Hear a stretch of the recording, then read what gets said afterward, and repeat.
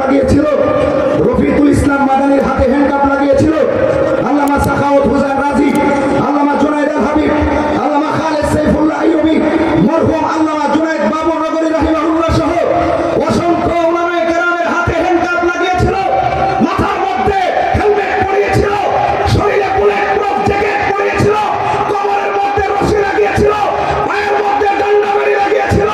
আজকে আল্লাহ রাব্বুল আলামিনের কি খেলা, ওই সমস্ত জালেমদের বুকের মধ্যে বুলেট প্রুফ, ওই সমস্ত জালেমদের হাতের মধ্যে হ্যান্ডকাপ রয়েছে। কথা বলুন ঠিক না?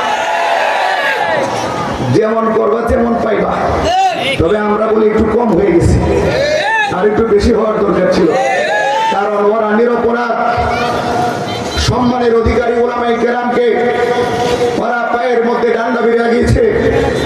সম্মানের পাত্র উলামায়ে কেরাম যারা অপরাধ করে নাই, লাঞ্ছিত অপমানিত করার জন্য উলামায়ে কেরামের কোমরে রশি লাগিয়ে রিমান্ডে জুলুম নির্যাতন করে পঙ্গু করে ফেলেছে। অনেক আলেমকে হত্যা করে ফেলেছে।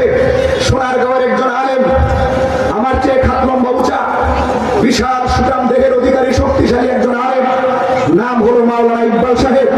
ওই ইকবাল সাহেবকে সোনারগাঁও থেকে ধরে নিয়ে রিমান্ডের নামে এমন জুলুম আর নির্যাতন করেছে।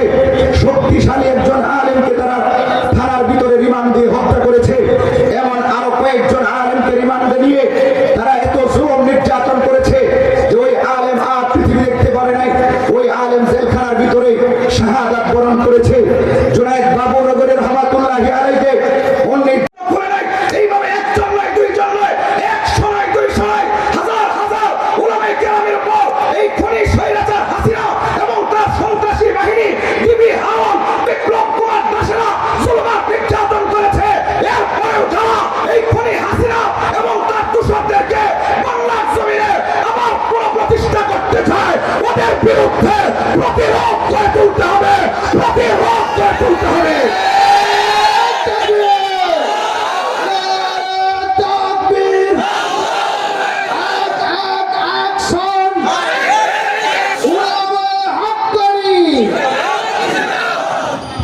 বছর কতটা জুলুম নির্যাতন করেছে। 2009 সালে 57 জন অফিসারকে হত্যা করেছে। বড় বড় অফিসার, কর্নেল, জেনারেল, ক্যাপ্টেন, তাদের হত্যা করেছে। এরপরে 2013 সালে হাফেজ আলেমরা ঘুমিয়েছিল শাপলা চত্বরে, অর্ধ ঘুমন্ত ছিল, তাদেরকে নির্বিচারে গুলি করে হত্যা করে কি বলেছিল? খনি হাসিনা, এই স্বৈরাচার হাসিনা ওই পার্লামেন্টে দাঁড়ায় বলছিল যে ওই শাপলা চত্বরে 13 তারিখে কোনো হতাহত হয় নাই, কেউ মারা যায় নাই, ওখানে রক্ত মেখে তারা শুয়েছিল অভিনয় করার জন্য। কথা বলেন ঠিক কিনা? বলছিল কি বলে নাই? বলছিল কি বলে নাই? অথচ হাজারের অধিক ছাত্র এবং আলেমকে, হাফেজে কোরআনকে সে স্বৈরাচার পুলিশের মাধ্যমে গুলি করে বোমা মেরে হত্যা করেছে। এরপরে 2021 সালে মূর্তি ভাঙ্গাকে কেন্দ্র করে, মূর্তি আমরা ভাঙ্গি নাই, আমরা শুধু বলেছিলাম, আল্লামা মামুনুল হক বলেছিলেন, ওলামায়ে হাক্কানি বলেছিলেন যে আমরা শেখ মুজিবের বিরোধিতা করছি না। শেখ মুজিব যেহেতু একজন মুসলমান ছিলেন, স্বৈরাচার ছিলেন কিনা জানি না, আমরা শুধু ওনার ভালো দিকটা জানি।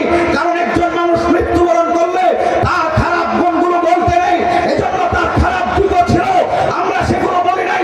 আমরা সেদিন বলেছিলাম বঙ্গবন্ধু শেখ মুজিব তিনি একজন মুসলমান ছিলেন এবং তিনি বাংলাদেশের জন্য হয়তো কষ্ট করেছেন, স্বাধীনতার জন্য পরিশ্রম করেছেন, এজন্য আমরা তার হিতাকাঙ্ক্ষী হিসাবে তার মঙ্গল কামনা করে আমরা বলেছিলাম আপনারা মূর্তি বানাবেন না, ভাস্কর্য বানাবেন না।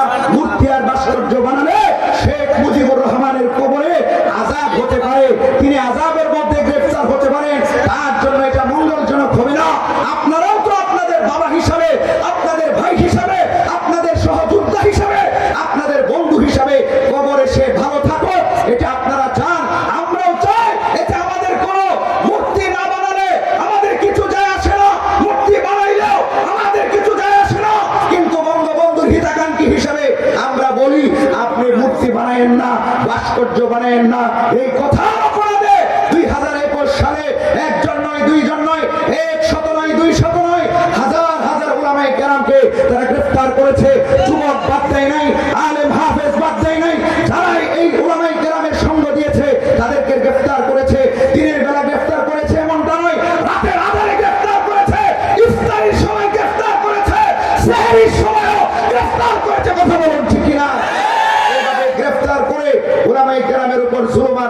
নির্যাতনের স্টিম রুলার চালিয়েছে। কিন্তু আজকে আমরা কি দেখতে পেলাম, যে এই মুক্তির জন্য খুনি হাসিনা আলেমদেরকে গ্রেফতার করেছিল। 5 আগস্টে দ্বিতীয় স্বাধীনতার পরে বাংলাদেশের প্রসিদ্ধ কোন মূর্তি দেখা যায় নাই। কথা বলুন ঠিক কিনা? আমরা সেদিন দেখতে পেয়েছি সাধারণ মানুষ মূর্তি ভাঙ্গে নাই।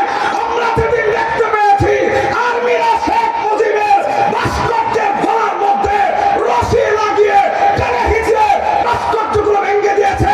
আমরা সেদিন দেখতে পেয়েছি বিজেপিরা ট্রেন দিয়া, গাড়ি দিয়া, বুলডোজার দিয়া শেখ মুজিবের মূর্তিগুলো ভেঙে দিয়েছে।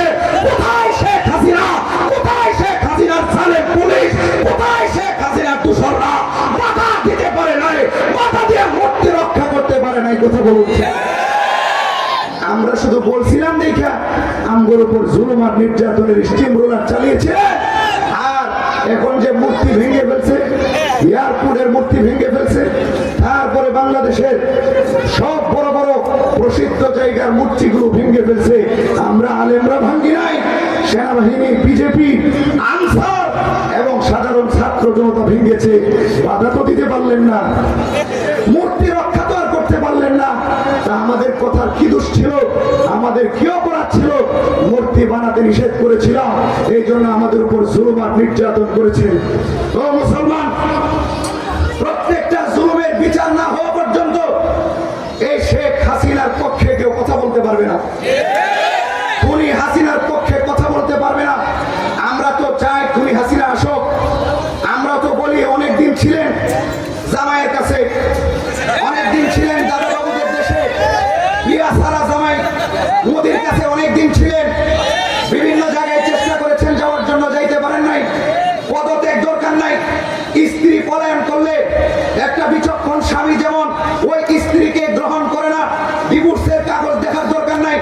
আমরাও বলি আপনি পালাতে বাধ্য হয়েছেন, পালিয়ে না খেয়ে রান্না করা খাবার গণভবন বঙ্গভবনে রেখে আপনি পালিয়ে চলে গেছেন। পালানো সরকারকে বাংলাদেশের মুসলমান, বাংলাদেশের মানুষ আর গ্রহণ করবে না, আর গ্রহণ করবে না। সাহস কত বড়, আবার আসতে চায়। আসেন আসেন, আপনারা আমাদের দরকার, খুবই দরকার, কারণ আপনার থেকে অনেক বদলা নেওয়ার বাকি আছে। আপনার থেকে 2009 সালে বিডিআর হত্যার বদলা নেওয়ার বাকি আছে। আপনার কাছ থেকে 2013 সালে হাজারো হাফেজ আলেম হত্যার বদলা নেওয়ার বাকি আছে। আপনার কাছ থেকে 2021 সালে আলেমদের উপর জুলুম নির্যাতন করার বদলা নেওয়ার বাকি আছে।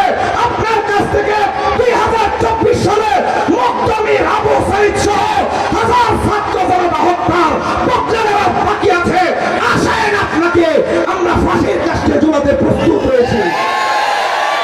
আসেন, ফাঁসির কাস্টে ঝুলে যান, কারণ একবার না 100 বার ফাঁসি দিলেও তো আপনার বদলা পূর্ণ হবে না।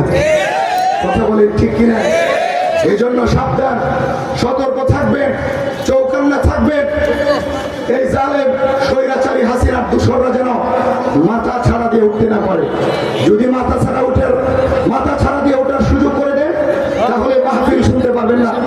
এই মাহফিল ওরা বন্ধ করে দিবে, মাদ্রাসা বন্ধ করে দিবে, আবার ছাত্র জনতাকে হত্যা করবে, আবার যারা মেয়ের পক্ষে কথা বলবে তাদেরকে হত্যা করবে, আবার দুর্নীতি করবে।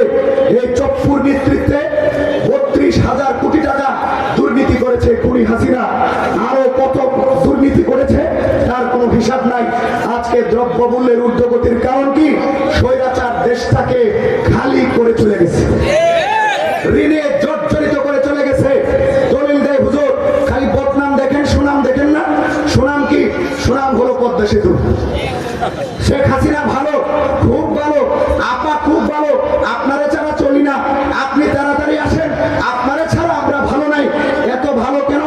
বঙ্গবন্ধুর টানেল, শেখ মুজিবুর রহমানের নামে কর্ণফুলী টানেল করেছে, পানির নিচে দিয়ে ব্রিজ বানাইছে, পানির নিচে দিয়ে রাস্তা বানাইছে। প্রত্যেক দিন গাড়ি চলে, আয় ধরেন 20 কোটি টাকা, আর ব্যয় হয় ধরেন 22 কোটি টাকা। কথার কথা, আয়ের চেয়ে ব্যয় বেশি, এমন একটা টানেল বানায় বাংলাদেশকে পঙ্গু করে গেছে। যে আয় প্রতিদিন গাড়ি চলাচলের কারণে হয়, তার চেয়ে ব্যয় হয় দ্বিগুণ। দ্বিগুণ সমপরিমাণ। এরপরে ঢাকা এলিভেটেড এক্সপ্রেস ওয়ে বানাইছে। সুতরাং আপনারা শুধু মন্দ দিকটা দেখেন কেন, ভালো দিকটা দেখেন না কেন? ঢাকা শহরে ফ্লাইওভার দিয়ে ভরে ফেলছে। আমরা বলবো ঢাকা এলিভেটেড এক্সপ্রেস ওয়ে বড় লোকদের জন্য বানায় নাই, নিজের সুবিধার জন্য বানিয়েছে, দুর্নীতি যেন ভালো করে করতে পারে এই জন্য বানিয়েছে। কথা বলুন ঠিক কিনা? পদ্মা সেতু থেকে হাজার কোটি টাকা দুর্নীতি করেছে। Elevated express way mega projector গুলো থেকে হাজার হাজার কোটি টাকা দুর্নীতি করার জন্য কয়দিন পর পর এক একটা প্রজেক্টের আবিষ্কার করে যেন সে এবং তার দূষররা দুর্নীতি করতে পারে। কথা বলুন ঠিক কিনা? তার উন্নয়ন গুলোকে যদি এক পাশে রাখেন আর দুর্নীতি গুলোকে যদি এক পাশে রাখেন আর পর্যবেক্ষণ করেন, কোন সুস্থ মস্তিষ্কের মানুষ বলতে পারবে না সে উন্নয়ন করেছে। তার দুর্নীতির পরিমাণ এত বেশি, সকলে বলতে বাধ্য হবে দেশটাকে লুটে পুটে খেয়েছে। কথা বলুন ঠিক কিনা? সবাই মাশাআল্লাহ, অনেক মানুষ দাঁড়ায় আছেন। কষ্ট করে কেন দাঁড়ায় থাকবেন ভাই? ওই যে ওই পাশে জায়গা আছে, এই যে ভাইয়েরা দাঁড়িয়ে আছেন, বসতে তো হবেই, কারণ এখনো মাহফিলের আসল সৌন্দর্য রয়ে গেছে। মাজলুম আলেমীদ্দিন আসতেছে, বসতে তো হবেই। সুতরাং দাঁড়ায় থেকে লাভ কি? একটু মেহেরবানি করে বসে যান। এই পাশে যে ভাইয়েরা দাঁড়িয়ে আছেন বসে যান। এই পাশে অনেক ভাই, শত শত ভাই দাঁড়িয়ে আছেন, আপনারাও মেহেরবানি করে বসে যান। বসতে একটু আরাম লাগবে, দাঁড়ায় থাকতে কষ্ট হয় এবং মাহফিলের সৌন্দর্যটা পুরোপুরি বোঝা যায় না। এই জন্য আপনারা বসে গেলে মাহফিলের সৌন্দর্য বৃদ্ধি পাবে। দিনের সাথে আল্লাহর সাথে মেহেরবানি করে আমরা বসে যাই। তো বলছিলাম, এত বেশি দুর্নীতি করেছে। একটা সাধারণ বিবি হারুন হাজার হাজার কোটি টাকা, বাংলাদেশে তার 50টার মতো ফ্ল্যাট, অর্ধশত ফ্ল্যাট, বিশাল বড় বড় বাগান। খুনি হাসিনার পিয়ন পানি জাহাঙ্গীর, যাকে বলা হয় পানি জাহাঙ্গীর, নোয়াখালীর মানুষ তাকে পানি জাহাঙ্গীর হিসাবে চিনে। আমি বলি নাই, তার এলাকার মানুষ, আমার মাদ্রাসার সভাপতি, তিনি বলেন আরে তো পানি জাহাঙ্গীর। পানি জাহাঙ্গীর কেন? তো ওই সচিবদেরকে পানি পান করাইতো, গ্লাস দিয়ে জগ দিয়ে পানি পান করাইতো, এই জন্য তার নাম পানি জাহাঙ্গীর। তো সে পানি জাহাঙ্গীর হইয়া, একজন পিয়ন হইয়া, সে 400 কোটি টাকা অ্যাকাউন্ট আছে। এটা শুধু দেখাইছে আমার 400 কোটি টাকা আছে, আরো কত শত শত কোটি টাকা গোপন আছে আল্লাহ পাক ভালো জানে। একজন আমির হোসেন আমো, আমরা সবাই মনে করতাম এই লোকটা ফেরেশতা, ওর মনে হয় ব্যাংক ব্যালেন্স তেমন কিছু নাই, এরকম ফ্ল্যাট ফুট দেখানোর মতো তেমন কিছু নাই। কিন্তু মাশাআল্লাহ, কয়েকদিন আগে দেখলাম বেচারার 1000 টাকার নোট চার্জিং না বানায়া ঘুমাইলে তার ঘুম আসে না। মাশাআল্লাহ, 1000 টাকার নোট, এটা দিয়ে জাজিম বানাইছে। ওই জাজিমের উপর সে ঘুমাইতো। নতুন 1000 টাকার বান্ডেলের উপর না শুইলে তার ঘুম আসতো না। এইভাবে টিভি হারুন সহ আরো বড় বড় এমপি মন্ত্রীদের লিস্ট আপনারা দেখেছেন, যাদের কাছে 1 কোটি টাকা না, 2 কোটি টাকা না, 100 কোটি টাকা না, 200 কোটি টাকা না, বরং হাজার হাজার কোটি টাকার মালিক ওরা। এই সালমান এফ রহমান, আনিসুল হক, যাদেরকে গ্রেফতার করা হয়েছে, রাশেদ খান মেনন, ওদের হাজার হাজার কোটি টাকা, কত হাজার কোটি টাকা এটা কেউ বলতে পারবে না। কত হাজার কোটি টাকার মালিক সালমান এফ রহমান নিজেও জানে না। তো ওই দিন ওই ভিডিওটা দেখে সব চুর একসাথে, সব খুনি একসাথে, সব দুর্নীতিবাজ একসাথে, এটা দেখে বেশ ভালো লাগছিল, কিন্তু আবার কষ্ট লেগেছে, রাগ লেগেছে। কি রাগ? আলেমদের কোমরের মধ্যে রশি, আলেমদের পায়ের মধ্যে ডান্ডা বেরি, আর এই দুর্নীতিবাজ খুনি সালমান এফ রহমান, আনিসুল হক, রাশেদ খান মেনন, হাসানুল হক ইনো, মিথ্যাবাদী পলক, জাহাঙ্গীর কবির নানক, তারপরে জাহাঙ্গীর কবির না শাহজাহান খান, এরপরে আরো বড় বড় বোয়ালগুলা, রাগব বোয়ালগুলোর মাথার মধ্যে হেলমেট নাই, শুধু বুলেট প্রুফ জ্যাকেট আছে আর হ্যান্ডকাপ আছে। অনেকের হাতে হ্যান্ডকাপও নাই, এরপরে কোমরের মধ্যে রশি নাই, পায়ের মধ্যে ডান্ডা বিড়ি নাই। আমরা প্রস্তাব চাই, ভবিষ্যতে যদি ওদেরকে আদালতে নেওয়া হয়, আলেমদেরকে, নিরাপরাধ আলেমদেরকে, সম্মানের অধিকারী আলেমদেরকে যেভাবে কোমরের মধ্যে রশি লাগানো হয়েছিল, পায়ের মধ্যে ডান্ডা বিড়ি লাগানো হয়েছিল, আমরা বলবো অসংখ্য মায়ের বুক খালি করতে বলা সেই সালমান এফ রহমান, অসংখ্য মানুষকে হত্যাকারী আনিসুল হক, হাজার হাজার কোটি টাকা দুর্নীতিকারী শাহরিয়ার কবির, মুরগি চোরাদের কোমরের মধ্যে রশি লাগাইতে হবে, পায়ের মধ্যে ডান্ডা বেড়ে লাগাইতে হবে। কথা বলুন ঠিক না? এদের কি জামাইয়া ধরে আছে মনে হয়, আলেমরা পঙ্গু হয়ে গেছে রিমান্ড সহ্য করতে করতে। আর এদের চেহারার মধ্যে তেল ভাসতেছে, তার মানে ডালমে কুচ খালা হয়ে হয়তো ভিতরে কেউ দুর্নীতি করছে কিনা এইগুলো দেখা হোক এবং এদেরকে যথাযুক্ত উপযুক্ত শাস্তির ব্যবস্থা করা হোক। কথা বলুন ঠিক কিনা? মোহতারাম হাজিরিন, যাই হোক, এই বিষয়ে আমার শেষ কথা হলো স্বৈরাচারের ব্যাপারে সবাই সতর্ক থাকবেন। বিভিন্ন জায়গায় ষড়যন্ত্র হচ্ছে, জটিকা মিছিল বের করে। অতীতে যেমন বিএনপি, জামাত, শিবির জটিকা মিছিল বের করতো, মিছিল করতে দেয় নাই, শুধু দৌড়ানি দিছে, গ্রেফতার করেছে। এখন দেখি এরাও জটিকা মিছিল বের করে।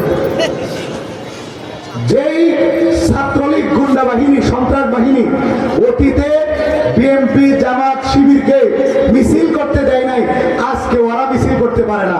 এই জন্য ওদেরকে দেখে আফসোস লাগে, হাসি আসে, হারে বেচারারা কি দুর্বল হয়ে গেছে। এখন রাতের 12টা বাজে অস্ত্র শস্ত্র নিয়ে জটিকা মিছিল করতে হয়, রাজপথে নামতেও পারছে না বেচারা। এই জন্য সাবধান, জুলুম করা যাবে না, মানুষের উপর নির্যাতন করা যাবে না, আল্লাহকে ভুলে গেলে চলবে না, ফেরাউনের ভয়াবহ পরিণতি ভুলে গেলে চলবে না, আবু জাহাল বা সাইবাদের ভয়াবহ পরিণতি ভুলে গেলে চলবে না, বর্তমান খুনি হাসিনার ভয়াবহ পরিণতি ভুলে গেলে চলবে না। যারা এই জুলুম আর নির্যাতন করবে তাদের পরিণতি ভয়াবহ হয়। আজকে ওরা কতটা জুলুম নির্যাতন করেছে আমি আগেই বলেছি, বর্ণনা করে শেষ করা যাবে না। ওরা প্রত্যেকটা বিশ্ববিদ্যালয়ে আপনারা দেখেছেন, প্রত্যেকটা কলেজ, বিশ্ববিদ্যালয়ে এক একটা টর্চার সেল বানিয়ে রেখেছিল, আয়না ঘর বানিয়ে রেখেছিল, সাধারণ ছাত্র ছাত্রীদের উপর জুলুম নির্যাতন করত। হেলমেট বাহিনী কেন বলা হতো?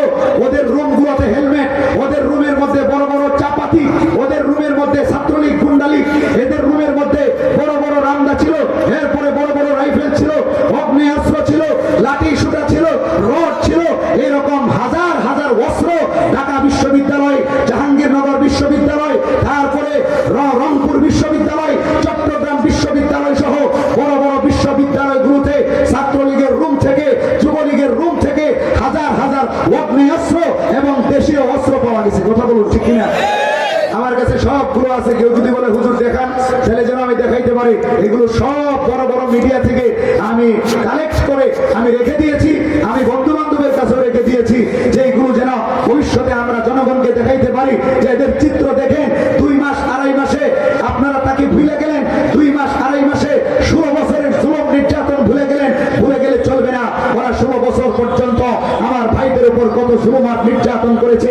আপনার ফাহাদকে হত্যা করেছে, বিশ্বজিৎকে হত্যা করেছে, এইভাবে অসংখ্য মায়ের বুক তারা খালি করেছে, অসংখ্য মার ইজ্জত নষ্ট করেছে, অসংখ্য স্ত্রীকে বিধবা করেছে, অসংখ্য মানুষকে পঙ্গু করেছে। বিশেষ করে 2024 সালে ওরা যে বর্বর আর জুলুম নির্যাতন করেছে, বর্বর অত্যাচার করেছে, এই অত্যাচার ভাষায় প্রকাশ করার মতো না। কথা বলুন ঠিক কিনা? এইগুলো বর্ণনা করে শেষ করা যাবে না। শুধু এতটুকু বলবো, সতর্ক থাকবেন, সাবধান থাকবেন, জালেমরা যেন আবার কোনো প্রতিষ্ঠা লাভ করতে না পারে, জালেমরা যেন আবার এদেশে বীজ বপন করতে না পারে, স্বৈরাচারের উত্থান যেন আর কোনোদিন এই বাংলাদেশে না হয়। এই জন্য আমাদেরকে সতর্ক থাকতে হবে। আল্লাহ পাক আমাদেরকে তৌফিক দান করুন, সবাই বলে আমিন। আমি একটা আয়াত পড়েছিলাম, নবীজির একটি হাদিস পড়েছিলাম, সেই বিষয়ে আমি অল্প আলোচনা করে, আমার সময় প্রায় শেষ, অল্প আলোচনা করে আপনাদের থেকে বিদায় নিব ইনশাআল্লাহ। আমি যেই বিষয়ে আয়াত পড়েছি, যেই বিষয়ে হাদিস পড়েছি, সেটা হলো গুনাহ। আজকে আমাদের দেশে, শুধু আমাদের দেশে নয়, সারা পৃথিবীর মধ্যে এত বেশি গুনাহ হচ্ছে, এত বেশি অপরাধ হচ্ছে, যার কারণে ব্যক্তি জীবনে শান্তি নেই, পারিবারিক জীবনে শান্তি নেই, সামাজিক জীবনে শান্তি নেই, রাষ্ট্রীয়ভাবে আমরা শান্তিতে নেই, আন্তর্জাতিক মহলেও মুসলমানরা ভালো নেই। এই সব কিছুর কারণ হলো আমরা অপরাধে লিপ্ত হচ্ছি। যত দিন যাচ্ছে তত অপরাধের মাত্রা বেড়ে যাচ্ছে, যত দিন যাচ্ছে তত আমরা অপরাধী হয়ে যাচ্ছি।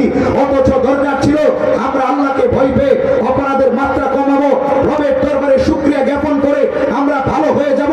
কিন্তু না, আমরা যত সুযোগ পাই তত অপরাধের দিকে অগ্রসর হই, যত সুযোগ পাই তত অপরাধের মাত্রা বেড়ে যায়। এই জন্য আজকে আমাদের ব্যক্তি জীবনেও শান্তি নাই, দ্রব্য মূল্যের ঊর্ধ্বগতি।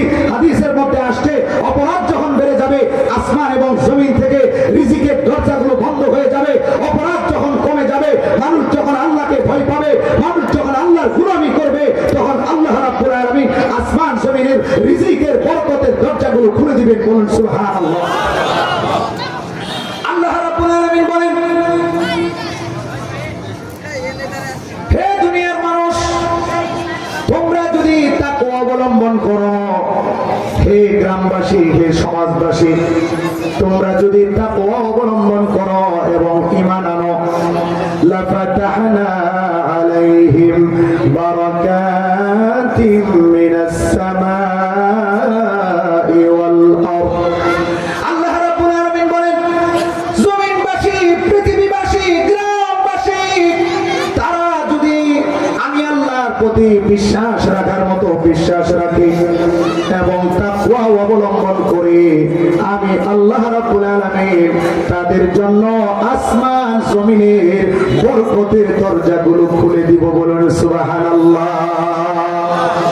আর যদি আমার বান্দা, আমার বান্দিরা আমাকে ভুলে যায়, আমার জিকির থেকে গাফিল হয়ে যায়, আমি আল্লাহ রাব্বুল আলামিন বরকত ছিনিয়ে নেব, আমি আল্লাহ রাব্বুল আলামিন শান্তি ছিনিয়ে নেব, আমি রব্বুল আলামিন তাদের জীবনটাকে সংকীর্ণ করে দিব।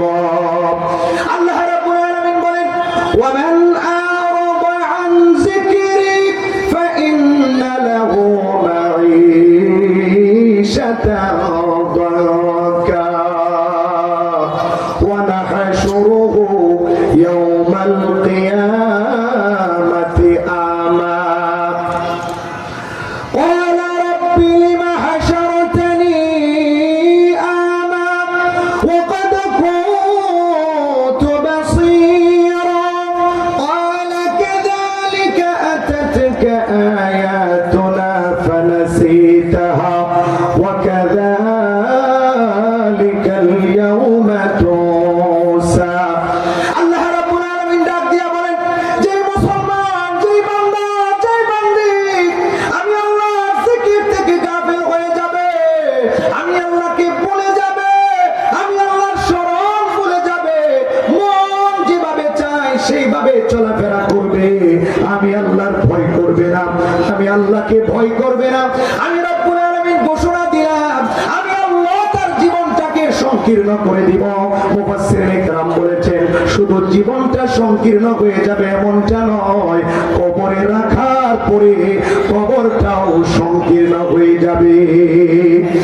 এরপরে আল্লাহ রাব্বুল আলামিন ডাক দিয়া বলেন, কবর থেকে যখন তাকে কিয়ামতের ময়দানে উঠানো হবে, জীবিত করা হবে, আমি আল্লাহ তাকে চক্ষু দিব না, দৃষ্টি শক্তি দিব না। আমার ওই বান্দা ডাক দিয়ে বলবে, আল্লাহ, দুনিয়াতে তো আমার চক্ষু ছিল, দুনিয়াতে তো আমি সব কিছু দেখতাম, কিন্তু আজকে কিয়ামতের ময়দানে আমার দৃষ্টি শক্তি কোথায় চলে গেল, আমাকে চক্ষু কেন দেওয়া হলো না? আল্লাহ রাব্বুল আলামিন ডাক দিয়ে বলবেন, কাযালিকা আতাতকা আয়াতুনা ফানাসিতাহা ওয়া কাযালিকাল ইয়াওমা তুনসা। আল্লাহ রাব্বুল আলামিন ডাক দিয়া বলবেন, হে বান্দা, হে বান্দি, আমার আয়াতগুলো তোমার কাছে এসেছিল, আলেমরা তোমাদেরকে আমার বিধানগুলো শোনাইতো, আমি রাসূল প্রেরণ করেছিলাম, আমি কোরআন নাযিল করেছিলাম, আলেমরা তোমাদেরকে হালাল হারাম গুলো বলতো, জায়েজ না জায়েজ গুলো তোমাদেরকে বলে বেড়াতেন, কিন্তু তোমরা তো শুনেও না শোনার বান করেছ, তোমরা এক কান দিয়ে শ্রবণ করেছ আর এক কান দিয়ে বের করে দিয়েছ, তোমরা বিমুখতা প্রদর্শন করেছ, শুনেও না শোনার বান করেছ, দেখেও না দেখার বান করেছ। এই জন্য আমি আল্লাহ আজকে তোমাদেরকে দেখে না দেখার বান করেছি, আমি আল্লাহ আজকে তোমাদেরকে চক্ষু দেই না।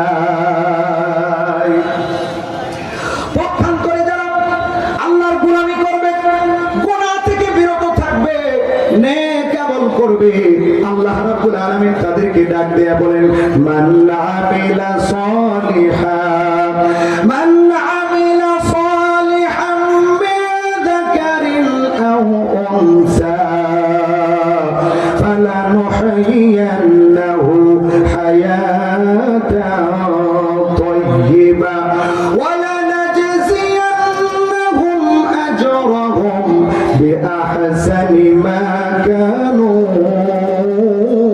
ইয়ামালুন। আল্লাহ রাব্বুল আলামিন ডাক দিয়ে বলেন,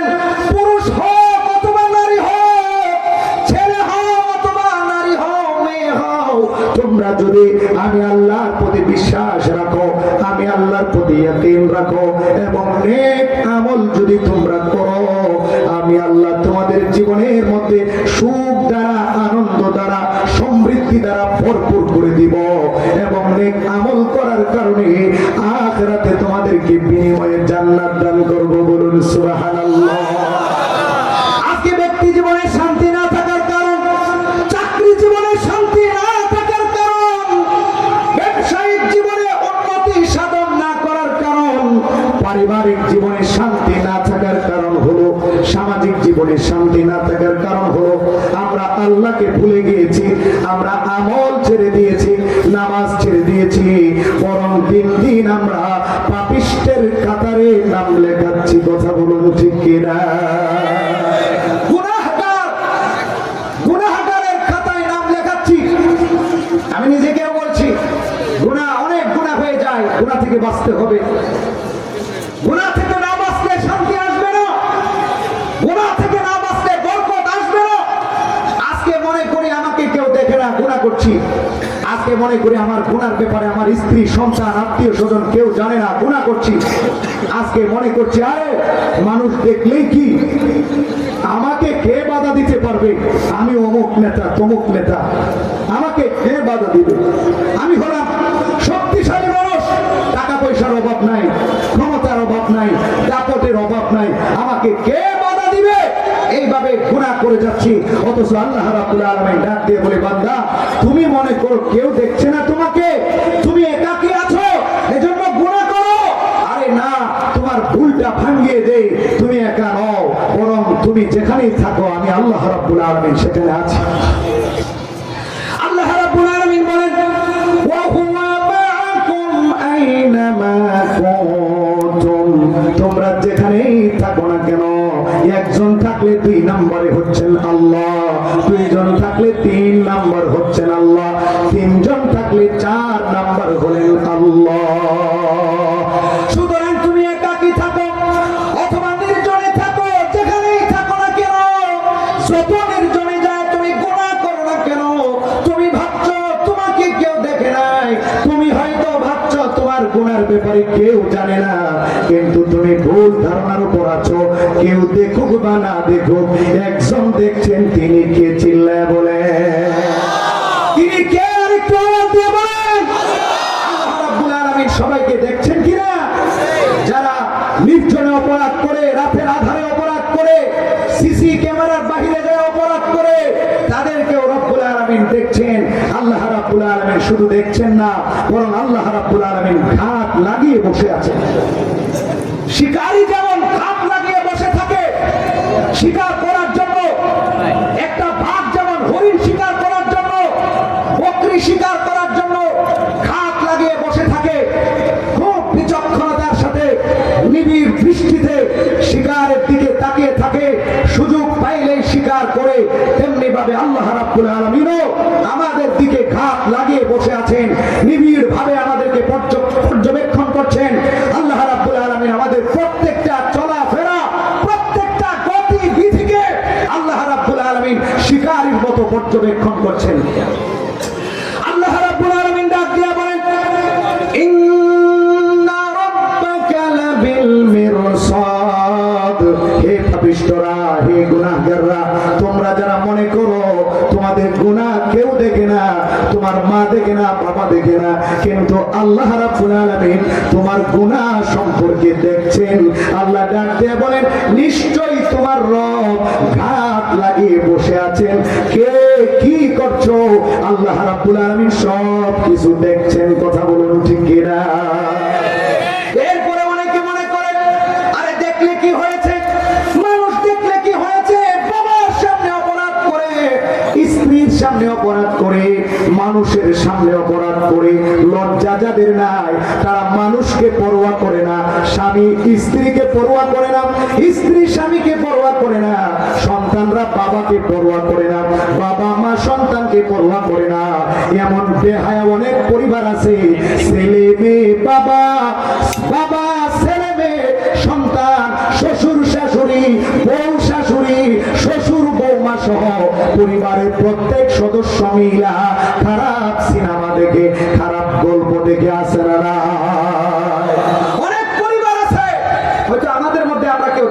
এই জন্য কষ্ট লাগতে পারে, কিন্তু বাস্তবতা হলো একসাথে বসে পরিবারের প্রত্যেকটা সদস্য, মা তার সন্তানকে সাথে নিয়ে, বাবা তার যুবতী মেয়েটাকে সাথে নিয়ে, স্বামী স্ত্রী একসাথে বসে, বাবা মা একসাথে বসে, বৌমা শ্বশুর একসাথে বসে, শ্বশুরি বৌমা একসাথে বসে অন্যায় কাজগুলো করছি, খারাপ সিনেমাগুলো দেখছি, খারাপ দৃশ্যগুলো দেখছি। এইগুলো কেন হচ্ছে? কারণ হলো বর্তমান সমাজে অধিকাংশ পরিবারের মধ্যে লজ্জা নাই। কথা বলুন ঠিক? লজ্জা যাদের নাই তাদেরকে তো আর বইলা কিছু নাই। তবে আল্লাহ রাব্বুল আলামিনের কথা একটু বলি, আমরা তো আর কিছু করতে পারবো না যাদের মধ্যে লজ্জা নাই। ইজা লাম তাস্তাহি ফাসনা বিমা শিতা, যখন তুমি লজ্জা করবে না তখন তোমার যা মন চাই তা করো। যেই ব্যক্তির হায়া নাই, লা ঈমান লিমান লা হায়া আলাহু, আরেক হাদিসে আসছে লা দীন লিমান লা হায়া আলাহু। যার লজ্জা নাই তার তো ঈমান নাই, যার লজ্জা নাই তার তো দ্বীন নাই। সুতরাং তাকে আর কি বলার আছে? তবে একটা জিনিস বলার আছে, আল্লাহ রাব্বুল আলামিন বলছেন যারা লজ্জাহীনতার কারণে, যারা কাউকে পরোয়া করে না, ক্ষমতার দাপটে, রক্তের গরমে, চেয়ারের গরমে, টাকার গরমে যারা অপরাধ করছো, মনে মনে ভাবছো তোমার মতো ক্ষমতা, তোমার মতো শক্তিশালী পৃথিবীর আর কেউ নাই, তোমার অপরাধের রশি টানার কেউ নাই, তোমাকে বাধা দেওয়ার কেউ নাই। শুনে রাখো, বাধা দেওয়ার একজন আছেন, তিনি কে? আল্লাহ রাব্বুল আলামিন ডাক দিয়া বলেন, ইন্না আখযাহু আলীমুন শাদীদ, নিশ্চয়ই আল্লাহ রাব্বুল আলামিনের পাকড়াও বড় যন্ত্রণাদায়ক এবং বড় কঠোর। অন্য আয়াতে আল্লাহ রাব্বুল আলামিন ডাক দিয়া বলেন, ইন্না বাতুশা রাব্বিকা লাশাদীদ ইন্নাহু হুয়া ইউবদিউ ওয়া ইউঈদ। হে পৃথিবীর মানুষ, যারা লজ্জাহীনতার কারণে, ক্ষমতার গরমে, রক্তের গরমে, টাকার গরমে অনবরত অপরাধ করে যাচ্ছ, আল্লাহ রাব্বুল আলামিন ডাক দিয়ে বলেন তোমার রবের পাকড়াও কিন্তু বড় কঠিন। তোমার রব যখন পাকড়াও করবেন তখন কিন্তু তুমি বাঁচতে পারবে না। তোমার রবের মতো অন্য কেউ পাকড়াও করতে পারে না। আল্লাহ রাব্বুল আলামিন অন্য আয়াতের মধ্যে ডাক দিয়ে বলেন, ওয়ালা ইউসিফু ওয়াসাকাহু আহাদ। আল্লাহ পাক যেইভাবে পাকড়াও করেন, আল্লাহ যেইভাবে ধরেন, এইভাবে কেউ ধরতে পারে না। খুনি হাসিনা ভেবেছিল, ওবাইদুল কাদের ভেবেছিল, স্বরাষ্ট্রমন্ত্রী, সাবেক স্বরাষ্ট্রমন্ত্রী আসাদুজ্জামান কামাল ভেবেছিল হাজার হাজার নয়, লক্ষ লক্ষ ছাত্রকে মেরে ফেলবো, বাচ্চাদেরকে মেরে ফেলবো, আলেমদেরকে মেরে ফেলবো। ভিডিওগুলো দেখতেছে, পুলিশ আইসা বলতেছে স্যার যেইটাকে গুলি করি ওইটা মারা যায়, বাকিগুলো সরে না। আসাদুজ্জামান কামাল এই কোরআনটা তাকায় দেখলাম, ওর চেহারার মধ্যে কোনো দুশ্চিন্তার ছাপ নাই, ওর চেহারার মধ্যে কোনো দুঃখ কষ্ট নাই। ও আনন্দের চিত্তে ভিডিওগুলো দেখতেছে, কিভাবে তার গোয়েন্দা বাহিনী, কিভাবে তার পুলিশ বাহিনী, কিভাবে তার ছাত্র ক্যাডাররা, কিভাবে তার যুবলীগের ক্যাডাররা স্কুলের ছাত্রদেরকে নির্বিচারে গুলি করে হত্যা করছে, হেলিকপ্টার দিয়ে গুলি করে হত্যা করে। যদিও খুনি হাসিনা অস্বীকার করেছে, কিন্তু আমাদের চোখটাকে আমরা কিভাবে ভুলে যাই? কথা বলুন ঠিক কিনা? আমাদের দুই নয়ন দিয়ে তো দেখেছি খুনি হাসিনার অর্ডারে হেলিকপ্টার দিয়ে গুলি ছুড়ে বাচ্চাদেরকে হত্যা করা হয়েছে, অনেক মানুষকে বন্ধ করে ফেলা হয়েছে, ইন্টারনেট বন্ধ করে সমস্ত সব কিছু অফ করে দিয়া মিথ্যাবাদী পলক বলেছিল আগুন লেগেছে, এই জন্য ইন্টারনেট বন্ধ হয়ে গেছে। আবার ডাক দিয়া বলে যে ইন্টারনেটের সমস্যা, পানি ঢুকে গেছে, এই জন্য ইন্টারনেট বন্ধ হয়ে গেছে। আবার কিছুদিন বলে যে তথ্য সন্ত্রাসীর কারণে ফেসবুক চালু থাকলে সবাই জায়গা যাবে কিভাবে আমরা মারছি, ফেসবুক চালু থাকলে সব জায়গায় আন্দোলন ছড়িয়ে পড়বে, এই জন্য ফেসবুক বন্ধ করে দিয়েছি, ইউটিউব বন্ধ করে দিয়েছি। এইভাবে রাতের আধারে সব কিছু বন্ধ করে দিয়া ওরা রক্তের গরমে, ক্ষমতার গরমে আসাদুজ্জামান কামালরা মানুষ হত্যা করে পরিতৃপ্ত হয়েছিল, আনন্দের ঢেকুর ছেড়েছিল। ওরা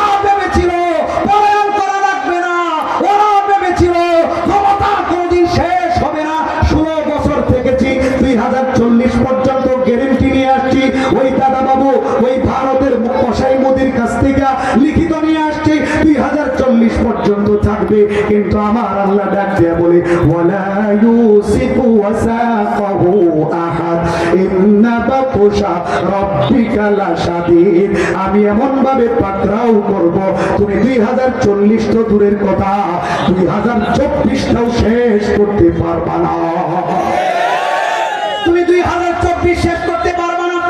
তুমি তোমার ভবনের মধ্যে খিচুড়ি আর বিরিয়ানি রান্না করেছিল, তুমি তোমার গণভবনের মধ্যে ফ্রিজের মধ্যে দামি দামি মাছ লুকায় রাখছিলাম, আর জনগণকে বলেছিলাম কুমড়া দিয়া বেগুনি বানাইতে, পেঁপে দিয়া বেগুনি বানাইতে।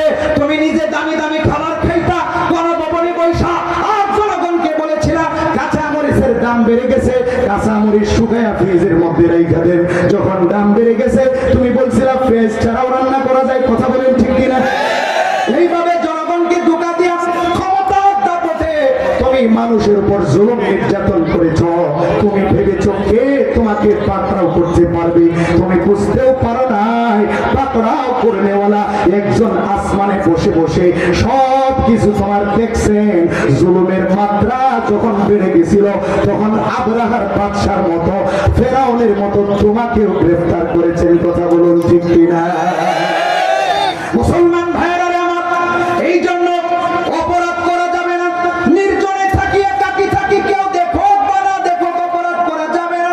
কারণ পৃথিবীর কোন মানুষ দেখো অথবা না দেখো, যিনি দেখছেন তিনি হলেন আল্লাহ, এবং অঙ্গ প্রত্যঙ্গ গুলো দেখছে। কেউ সাক্ষী দেখ বা না দেখ, আমাদের জিহ্বা কিন্তু কালকে আমাদের ময়দানে সাক্ষী দিবে। আমাদের হাতগুলো কালকে আমাদের ময়দানে সাক্ষী দিবে।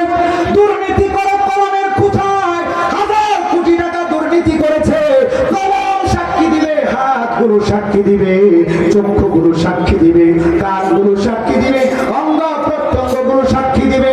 আল্লাহ রাব্বুল আলামিন ডাক দিয়া বলেন হাত্তা ইযা মা জাউহা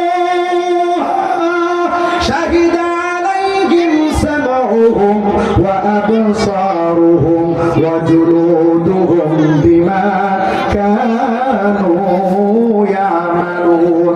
আল্লাহ রাব্বুল আলামিন ডাক দিয়া বলেন কাল কিয়ামতের ময়দানে যখন উঠানো হবে, জীবিত করা হবে, তখন অঙ্গ প্রত্যঙ্গগুলো সাক্ষী দিবে, শরীরের চামড়াও সাক্ষী দিবে, চোখ সাক্ষী দিবে, কান সাক্ষী দিবে, হাত সাক্ষী দিবে, পা সাক্ষী দিবে। এমনকি যে জমিনে গুনাহ করা হয়েছে, যে জমিনের উপর অপরাধ করা হয়েছে, সেই জমিনের উপর জমিনটাও সাক্ষী দিবে। যে সময়ের মধ্যে গুনাহ করা হয়েছে ওই সময়টাও সাক্ষী দিবে। দুইজন ফেরেশতা সহ যেই সমস্ত কিরামান কাতিবিন সম্মানিত লিখক ফেরেশতারা আছে, তারা কাল কিয়ামতের ময়দানে সাক্ষী দিবে, আমলনামার দিওয়ান সাক্ষী দিবে। এইভাবে সর্বশেষ আল্লাহর নবী সাক্ষী দিবে। এরপরে চূড়ান্ত সাক্ষী হবেন আল্লাহ রাব্বুল আলামিন। এবার যখন জালিমরা অস্বীকার করবে, আল্লাহ রাব্বুল আলামিন ডাক দিয়া বলবেন অস্বীকার করার কোনো সুযোগ নাই। তুমি যদি অস্বীকার করো ভিডিও ফুটেজ চালায়া দিব, সব কিছু রেকর্ড আছে। ও চপ্পু সাহেব, ও চপ্পু সাহেব, অস্বীকার করে বাঁচতে পারবেন না। আপনি 5 আগস্ট যে বক্তব্য দিয়েছিলেন হাসিনার পদত্যাগ আপনার কাছে আছে, জমা দিয়ে গেছে, এখন অস্বীকার করে বাঁচতে পারবেন না। ভিডিও কিন্তু সংরক্ষণ আছে। কথা বলুন ঠিক কিনা? বাঁচতে পারবেন না, ভিডিও সংরক্ষণ আছে। ভিডিও এখন ফেসবুকে ঘুরে আর ঘুরে। কথা বলেন ঠিক কিনা? বাঁচার উপায় নাই। মিথ্যাবাদী চপ্পু, ওর পদত্যাগ আজকের ভিতরে করা দরকার। কথা বলেন ঠিক কিনা? ছাত্র জনতা আলটিমেটাম দিয়েছে অতি দ্রুত তাকে পদত্যাগ করতে হবে। সে যদি পদত্যাগ না করে আবার আরেকটা আন্দোলন হবে। কথা বলুন ঠিক কিনা? কারণ স্বৈরাচারের কোন দালালকে আমরা রাষ্ট্রপতি হিসাবে দেখতে চাই না। কথা বলুন ঠিক কিনা? মোহতারাম হাজরিন, অপরাধ করা যাবে না, গুনাহ করা যাবে না। গুনাহ জীবনকে ধ্বংস করে দেয়, জীবনের শান্তি ছিনিয়ে নেয়। গুনাহ পারিবারিক শান্তি ছিনিয়ে নেয়, গুনাহ আত্মার শান্তি ছিনিয়ে নেয়। এই জন্য গুনাহ মুক্ত জীবন যাপন করার জন্য আমাদেরকে দৃঢ় প্রতিজ্ঞা করতে হবে। কিভাবে গুনাহ ছাড়বো? আল্লাহ রাব্বুল আলামিনকে বেশি বেশি স্মরণ করব, আল্লাহর ভয় অন্তরে বসাবো। একজন আল্লাহওয়ালার কাছে একজন যুবক গিয়েছে, যা বলে হুজুর আমি গুনাহ থেকে বাঁচতে পারি না, বিশেষ করে চোখের গুনাহ থেকে বাঁচতে পারি না। রাস্তা দিয়ে যখন চলি তখন চোখের গুনাহ বেশি হয়ে যায়, চোখের গুনার কারণে এটার প্রতিক্রিয়া কলমের মধ্যে আসে, মন মস্তিষ্ক খারাপ হয়ে যায়, বিভিন্ন টেনশন চলে আসে, বিভিন্ন শয়তানি ধোঁকা চলে আসে। এই জন্য চোখের গুনাহ থেকে বাঁচা প্রত্যেকের জন্য জরুরি। যত বেশি চোখের গুনাহ থেকে বাঁচা যায়, ওই আল্লাহ ওয়ালা ওই যুবককে পরামর্শ দিলেন, ঠিক আছে গুনাহ থেকে কিভাবে বাঁচবা আমি তোমাকে পরবর্তীতে বলছি, আমার একটা কাজ করে দাও। সেই কাজটা হলো বাজারের ওই প্রান্তে আরেকজন ব্যক্তি আছে, তার কাছে দুধের একটা পাত্র, দুধ ভর্তি একটা পাত্র বাজার পার হইয়া ওই আমার ওই বন্ধুর কাছে দিয়ে আসো। তখন যুবকটা দুধ নেওয়ার জন্য প্রস্তুত। আল্লাহ ওয়ালা দুধের পাত্রের মধ্যে দুধ ভইরা দিলেন, একেবারে ভরপুর পাত্র, দুধের পাত্র যুবকের কাছে ধরায় দিলেন আর বলে দিলেন, সাবধান, কাজ তো করবা রাজি হয়ে গেছো, কিন্তু শর্ত আছে, দুধের এক ফুটাও জমিনে পড়তে পারবে না। খুব সতর্কতার সাথে দুধ বাজার পার হইয়া বাজার পার করে দুধের পাত্র আমার বন্ধুর কাছে পৌঁছে দিবা। যুবকটা ডাক দিয়ে বলে, কোনো অসুবিধা নাই, আপনার দেওয়া দায়িত্ব আমি 100 ভাগের 100 ভাগ পালন করার চেষ্টা করব, দুধের এক ফুটাও মাটিতে পড়তে দিব না। আল্লাহ ওয়ালা বলে দিলেন, ঠিক আছে। সিসি ক্যামেরার জামানত তো ছিল না, একজনকে পিছনে লেলিয়ে দিলেন আর বলে দিলেন, তোমার পিছনে একজনকে লাগাই দিল, যদি দুধের এক ফুটা পড়ে তোমার অসতর্কতার কারণে, তাহলে জুতা দিয়া বাজারের মানুষের মাঝখানে, বাজারের মাঝখানে মানুষের সম্মুখে তোমাকে জুতা পিটা করবে, সাবধান হয়ে যাইবা, কিন্তু দুধের এক ফুটাও যেন জমিনে পড়তে না পারে। ওই যুবক গর্বের সাথে বলে, আরে আপনি আমার বিচক্ষণতা সম্পর্কে জানেন না, সেই দায়িত্ব দিয়েছেন 100 ভাগের 100 ভাগ দায়িত্ব পালন করব, এক ফুটা দুধ আমি জমিনে পড়তে দিব না। মুসলমান বাবাজিরা, আমার যুবক ভাইয়েরা, আমার পর্দার অন্তরের মা বোনেরা, খেয়াল করে শুনবেন কিভাবে গুনাহ থেকে বাঁচা যাবে। যুবকটা আল্লাহ ওয়ালার দায়িত্ব পালন করার জন্য দুধের পাত্রটা নিয়ে যাচ্ছে, খুব সতর্কতার সাথে যাচ্ছে, ডানে বামে তাকানোর সুযোগ নাই, খুব সতর্কতার সাথে দুধের পাত্র নিয়ে বন্ধুর কাছে পৌঁছায় দিছে। এক ফুটা দুধ পড়তে দেয় নাই, দায়িত্ব পালন করে সুন্দরভাবে আল্লাহ ওয়ালার কাছে এসে বলে, হুজুর দায়িত্ব ঠিক মতো পালন করেছি, এক ফুটা দুধ জমিনে পড়তে দেয় নাই।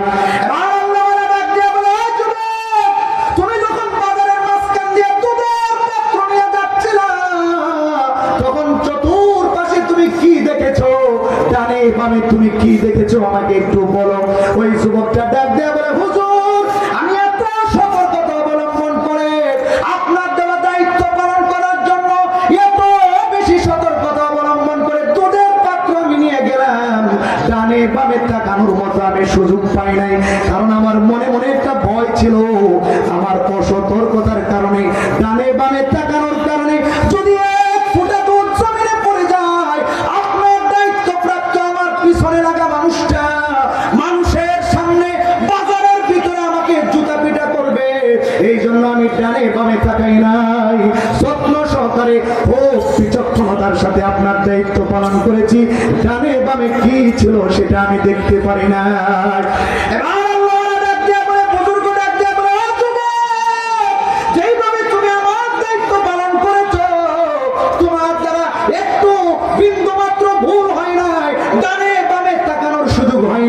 ডানে বামে মহিলা ছিল, দেখার সুযোগ হয় নাই, চোখের গুনাহ করার সুযোগ হয় নাই, কারণ তুমি মানুষকে ভয় করে, জুতা পিটাকে ভয় করে তুমি তোমার দায়িত্ব পালন করেছো, ডানে বামে তাকানোর সুযোগ পাও নাই। একটা বার চিন্তা করো, আমার জুতা পিটা যদি তোমার এত ভয় লাগে, জনগণের দেখে ফেলাটাকে যদি তোমার এত ভয় মনে হয়, এত ভীত সন্তুষ্ট হয়ে থাকো, মনে রাখো যে আল্লাহ রাব্বুল আলামিন এত আল্লাহ রাব্বুল আলামিন কাল কিয়ামতের ময়দানে হাজার কোটি নয়, লক্ষ কোটি নয়, অসংখ্য মানুষের সামনে বিচার কায়েম করবেন।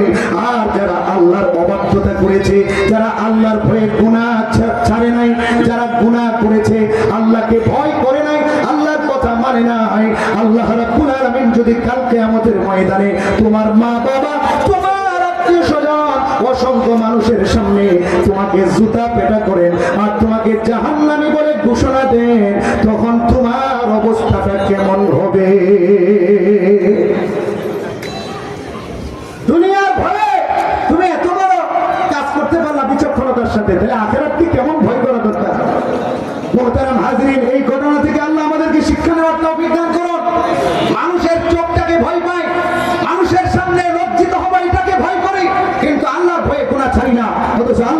কলা ছাড়ার অনেক দাম।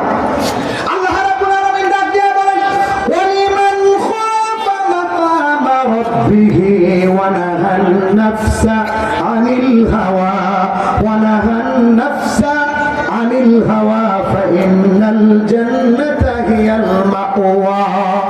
আল্লাহ রাব্বুল আলামিন ডাক দিয়ে বলেন, যে ব্যক্তি আমি আল্লাহর মাকামকে ভয় করলো, আমি আল্লাহর ভয়ে গুনাহ থেকে বিরত থাকলো, আমি আল্লাহর ভয়ে অপরাধ থেকে বিরত থাকলো, আমি আল্লাহ আমার বরকতি জবান দ্বারা সত্য জবান দ্বারা ঘোষণা দিলাম, আমি আল্লাহ তার ঠিকানা বানায় দিব জান্নাত।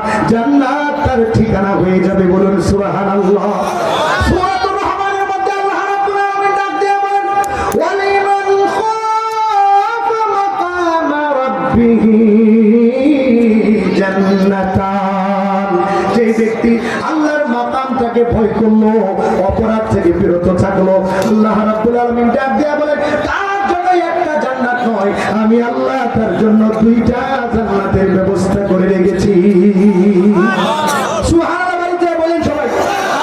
ও পিছনে হ্যাঁ বলেন, হ্যাঁ সুবহানাল্লাহ বলতে মন চায় না? বলেন একটু জোরে বলেন সুবহানাল্লাহ। একটু জাগ্রত হয়ে গেলাম আর কি, হুজুর চলে আসছে তো একটু জাগায় দিয়ে গেলাম, অনেকে ঘুম চলে আসছে, এই জন্য জাগ্রত থাকি। সুবহানাল্লাহ বলে লস নাই, সুবহানাল্লাহ বলে গাছ একটা তৈরি হয়ে গেছে জান্নাতে, 80 বছর দৌড়ে শেষ করতে পারবে না।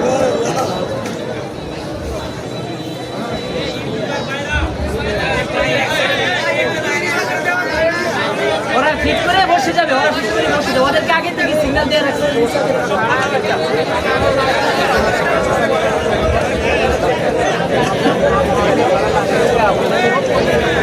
ঠিক আছে সম্মানিত হাজিরিন, পরবর্তী আলোচক এবং মাওলানা রফিকুল ইসলাম মাদানী হাফিজাহুল্লাহ তারা অল্প কিছুক্ষণের মধ্যে আমাদের স্টেজে চলে আসবে। এখন কিছু কয়েকজন ছাত্র ছাত্রীকে সবক দেওয়া হবে বরকতি মজমা। কেউ এই মজমার সৌন্দর্য নষ্ট করবো না, সবাই বসে যায়। আল্লাহ এই মজমাকে কবুল করুন।